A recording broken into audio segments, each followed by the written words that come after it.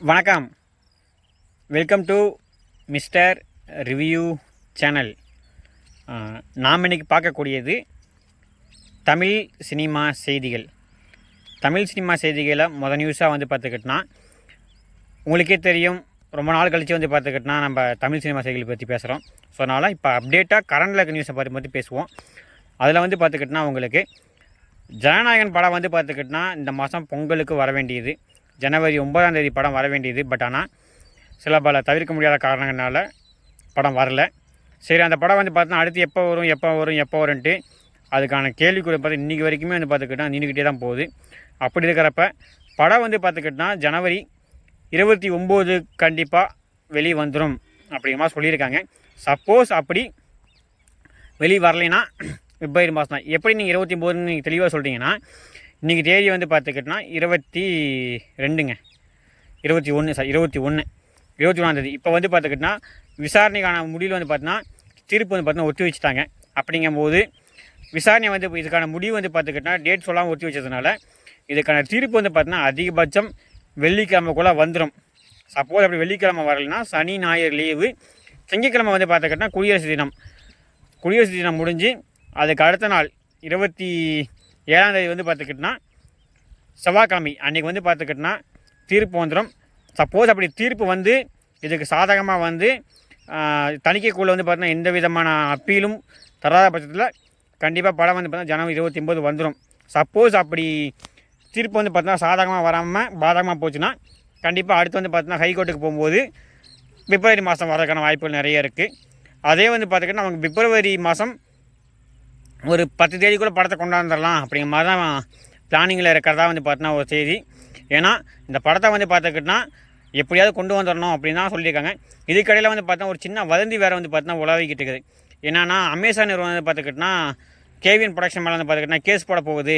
காரணம் பார்த்துக்கிட்டோன்னா படம் பார்த்துக்கிட்டோன்னா ஜனவரி மாதத்துக்குள்ளே நீங்கள் வெளியிடணும், அப்படி வெளியிடலைன்னா நாங்கள் பார்த்துக்கிட்டோன்னா சட்டரீதியாக நடவடிக்கை எடுப்போம் அப்படின்ட்டு கேஸ் போட போகிறோம் அப்படின்னு ஒரு வதந்தி வந்துக்கிட்டு இருக்குது. அவங்க அக்ரிமெண்ட் போடும்போதே பார்த்தா ஜனவரி மாதம்குள்ளே தான் சொல்லியிருக்காங்களே தவிர ஜனவரி 3ஆம் தேதினு சொல்லவே இல்லை. அப்படிங்கும்போது ஜனவரி 1 to 31 டைம் இருக்குது. ஸோ அதனால் ஜனவரி மாதம் முடிஞ்சதுக்கப்புறம் தான் ஏதாச்சும் ஒன்று நடக்கும். ஏன்னா அவங்களுக்கும் தெரியுமில்ல எந்த அளவுக்கு பார்த்தீங்கன்னா படத்தோட நிறுவனம் பார்த்தா போராடிக்கிட்டு இருக்குது, படத்தை பார்த்தீங்கன்னா வெளியிடணும்னு எந்த அளவுக்கு பார்த்தீங்கன்னா போராடிக்கிட்டு இருக்காங்க அவங்களுக்கு தெரியும். ஸோ அதனால் அப்படியே நடக்கிறதுக்கு வாய்ப்புகள் மிக மிக குறைவு தான். அப்படி நடந்தால் அவங்க பார்த்தீங்கன்னா அடுத்து பார்த்தீங்கன்னா ஃபர்தராக பார்த்தா மூவ் பண்ணுவாங்க. என்ன நடக்குது ஏது நடக்குதுங்கிறத அடுத்த தமிழ் சினிமா செய்திகளை கண்டிப்பாக உங்களுக்கு நான் தெரியப்படுத்துகிறேன். அதே மாதிரி நம்ம அருள்நிதி அவர் நடிக்கிற டிமாண்டி காலனி பிரான்ச்சைஸியில் 3வது பாகம் பார்த்துக்கிட்டோன்னா இப்போ எடுத்து ஃபஸ்ட்டு லெவலுக்குள்ளே விட்டுனாங்க. அதில் பார்த்துக்கிட்டோன்னா நம்ம பிரியா வாரியெல்லாம் பார்த்துக்கிட்டோன்னா பிரியா பவானி சங்கரா அவங்க பார்த்துக்கிட்டோன்னா பேயா காட்டினது ஜெகன்மோகனி மாதிரி பார்த்தா நெருப்போட காட்டு உட்கார வச்சுருந்தாங்க. ஃபஸ்ட் லுக் பார்த்தீங்கன்னா பிரம்மாண்டமாக நல்லா இதாக தான் இருக்குது.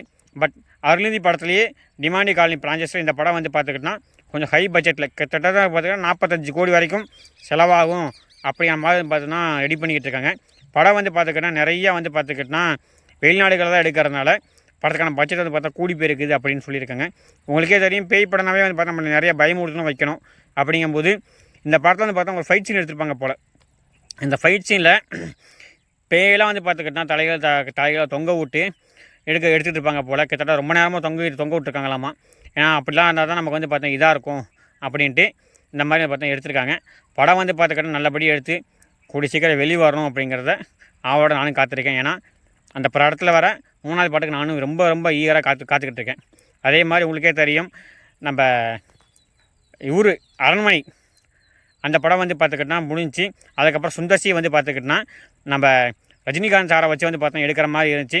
பட் சில பல காரணங்களாக பார்த்துக்கிட்டோன்னா அவர் எடுக்க முடியாத காரணத்தால் அடுத்து பார்த்தா என்ன எடுப்பார் ஏது எடுப்பாருன்னு இருக்கும்போது அவரோட அடுத்த படத்தை அப்டேட் பார்த்துக்கிட்டோன்னா நம்ம சுந்தர்சி, ஹிப்ஹாப் தமிழ் ஆதி, விஷால் அவங்க பார்த்துக்கிட்டோன்னா ஒரு கூட்டு சேர்ந்துருக்காங்க. அந்த படத்துக்கு பார்த்துக்கிட்டோன்னா புருஷன் அப்படின்னு பேர் வச்சுருக்காங்க.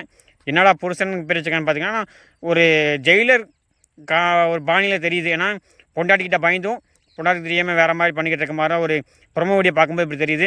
என்ன ஏது அப்படிங்கிறத நம்ம அடுத்தடுத்து வரக்கூடிய அப்டேட்டில் கண்டிப்பாக நான் தெரியப்படுத்துகிறேன். அதே மாதிரி லாகவா லாரன்ஸ் பார்த்துக்கிட்டோன்னா இப்போ நடிச்சிட்டு இருக்க படம் பார்த்தீங்கன்னா பென்ஸு. அந்த படம் பார்த்துக்கிட்டோன்னா கிட்டத்தட்ட வந்து பார்த்துக்கிட்டனா வேகமாக எடுத்துக்கிட்டு இருக்காங்க.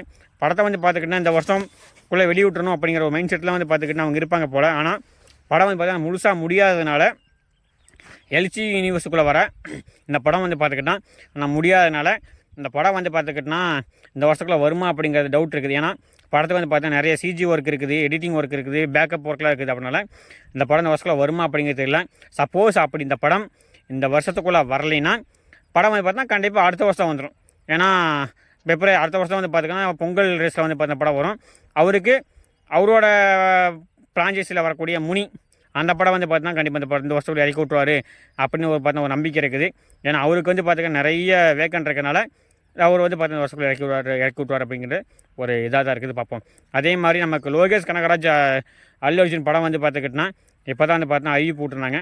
அந்த படம் வந்து பார்த்துக்கிட்டனா எந்த மாதிரி படம் ஏது படம் அப்படின்னு கேட்டோம்னா இந்த படத்துக்கு வந்து பார்த்திங்கன்னா நிறைய வந்து பார்த்தீங்கன்னா செட் ஒர்க் போடணும், லாஸ் ஏஞ்சல் வெளிநாட்டு கண்ட்ரியில் எடுக்கணுங்கிறதுனால படம் வந்து பார்த்துக்கிட்டனா இந்த மாதம் ஏப்ரல் மாதம் வந்து பார்த்தீங்கன்னா ஷூட்டில் ஸ்டார்ட் பண்ணிடுவாங்க அப்படிமா சொல்லியிருக்காங்க. இந்த படம் வந்து பார்த்துக்கிட்டனா ரஜினிகாந்த் சொன்ன கதை அப்படின்னு கேட்டால் அவங்க வரக்கூடிய நியூஸ்லாம் வந்து பார்த்துக்கிட்டனா கூலிக்கு முன்னாடி வந்து பார்த்துக்கிட்டனா சொன்ன கதை மாதிரி தான் தெரியுது. என்ன ஏதுங்கிறத படம் வரும்போது நம்ம வந்து பார்த்தா பார்த்து தெரிஞ்சுக்கலாம். ஏன்னா லோகேஷ் கனகராஜனாலே வந்து பார்த்துக்கிட்டனா ரத்தம் எல்லாம் இருக்கும். என்ன கேரக்டரில் எப்படி சொல்லியிருக்காரு அப்படிங்கிறது தெரியல, பார்ப்போம். அதே மாதிரி ரஜினிகாந்த் சார் வந்து பார்த்துக்கிட்டனா இப்போ ஜெயிலர் 2ல் வந்து பார்த்துக்கிட்டு நடிச்சிட்டு இருக்கா. அப்படி அதுக்கான ஷெடியூல் வந்து பார்த்துக்கிட்டனா இப்போ ரன் ஆகி போய்கிட்டு இருக்குது. கடைசி ஷெடியூல் வந்து பார்த்துக்கிட்டனா இப்போ கடைசின்னு சொல்ல முடியாது. அதுக்கான முந்தான ஷெடியூல் வந்து பார்த்தீங்கன்னா கேரளாவில் வந்து பார்த்துக்கிட்டனா அடுத்த வாரம் ஸ்டார்ட் ஆகுது. இதில் வந்து பார்த்துக்கிட்டனா நம்ம மோகன்லால் சாரும் நம்ம ரஜினிகாந்த் சாரும் சேர்ந்து நடிக்கக்கூடிய காம்பினேஷன் சீனில் எடுக்க போகிறாங்க. அதுக்கான இது வந்து பார்த்துக்கிட்டனா ப்ராசஸிங் ஆகி போய்கிட்டு இருக்குது அப்படின்னு சொல்லியிருக்காங்க. அந்த படம் பார்த்தா சீக்கிரமாக எடுத்துகிட்டு டக்குன்னு அடுத்து என்ன பண்ண போகிறாங்க ஏது பண்ண போகிறாங்க அப்படிங்கிறத சொல்லுவோம். அதே மாதிரி நமக்கு சிவகார்த்திகேயன் வந்து பார்த்துக்கிட்டனா இப்போ வருஷக்கட்டி படங்கள் நிறைய நின்றுக்கிட்டு இருக்குது. பராசக்தி படத்துக்கு அப்புறம் பார்த்தீங்கன்னா அடுத்து நம்ம வெங்கட் பிரபு கூட தான் வந்து பார்த்தீங்கன்னா சேர போகிறாரு. அந்த படம் வந்து பார்த்தீங்கன்னா சயின்ஸ் ஃபிக்ஷன் ஃபேண்டசிங்கிறதுனால இந்த படம் வந்து பார்த்தீங்கன்னா கொஞ்சம் டைம் ஆகும். அதனால் வந்து பார்த்தீங்கன்னா சிபி சக்கரவர்த்தி கூட ஒரு கதை சொல்லியிருக்கா. அப்படி அந்த கதை என்னாச்சுன்னு கேட்டால் அதுவும் வந்து பார்த்தீங்கன்னா இருக்குது. பட் ஆனால் அதுக்கு முன்னாடி ஜாயின் பண்ணுற படம் இந்த படம் தான். இந்த படத்தை வந்து பார்த்துக்கிட்டனா பேரலாக இந்த படத்துலேயும் அந்த படம் நடிக்கிறதுக்கான வாய்ப்புகள் நிறையா இருக்குது. என்ன பண்ண போகிறாரு அப்படிங்கிறத நம்ம பொறுத்திருந்து பார்ப்போம். கடைசி நியூஸாக வந்து பார்த்தா உங்களுக்கே தெரியும். இப்போ சிம்பு வந்து பார்த்துக்கிட்டனா நம்ம அரசன் வெற்றிமாறன் டைரக்ஷன் நடிச்சிட்டு இருக்கா. அப்படி இந்த படம் வந்து பார்த்தா அடுத்த ஷெடியூல் வந்து பார்த்துக்கிட்டனா ஜனவரி மாதம் 28ஆம் தேதி வந்து பார்த்தீங்கன்னா அடுத்த ஷெடியூல் ஆரம்பிக்க போகிறாங்க. இந்த ஷெடியூல் ஆரம்பிச்சிருந்தாலும் படம் வந்து பார்த்தா அப்படி டக்குன்னு இந்த வருஷம் வந்து இந்த வருஷத்தில் வந்து பார்த்துக்கிட்டனா படத்தை வந்து பார்த்தா வெளியிட்டே ஆகணும் அப்படிங்கிற இதில் வந்து பார்த்தா மும்முரமாக அடிச்சுக்கிட்டு இருக்காங்க. ஏன்னா வெற்றிமாறன் வந்து பார்த்துக்கிட்டனா இந்த படத்தை டக்குன்னு எடுத்துகிட்டு அடுத்த படத்தை வந்து பார்த்தா ஆரம்பிக்கணும் அப்படின்னு ஒரு குறிக்கோளாக இருக்குது. அப்படியம்மா ஸோ அதனால் இந்த படத்தை வந்து பார்த்துக்கிட்டனா எவ்வளோ சீக்கிரம் முடிக்க முடியுமோ அவ்வளோ சீக்கிரம் முடிச்சிடணும் அப்படி ஒரு மைண்ட் செட்டில் இருக்குது. அப்படி சிம்புக்கும் வந்து பார்த்தா நிறைய பேக்கப் இருக்கிறனால இந்த படத்தை முடிச்சுட்டு அதே அந்த படத்தை எடுக்கக்கூடிய நிறுவனத்துக்கு வந்து பார்த்தா இன்னொரு படத்துக்கு வந்து பார்த்தா கால்ஷீட் கொடுத்துருக்கா. அப்படி இந்த படத்தை முடிச்சு அந்த படத்தையும் நடிச்சிடுவோம் அப்படிங்கிற மாதிரி வந்து பார்த்துக்கிட்டா ஒரு மைண்ட் செட்டில் இருக்கிறனால டக்குன்னு அதுக்கான வேகமான பணிகள் மேற்கொண்டுக்கிட்டு இருக்காங்க.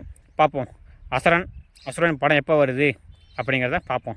இதே மாதிரி உங்களுக்கு அசுரன் கிடையாது அரசன் மாற்றி சொல்லிட்டேன், கொஞ்சம் கோச்சிக்காதீங்க.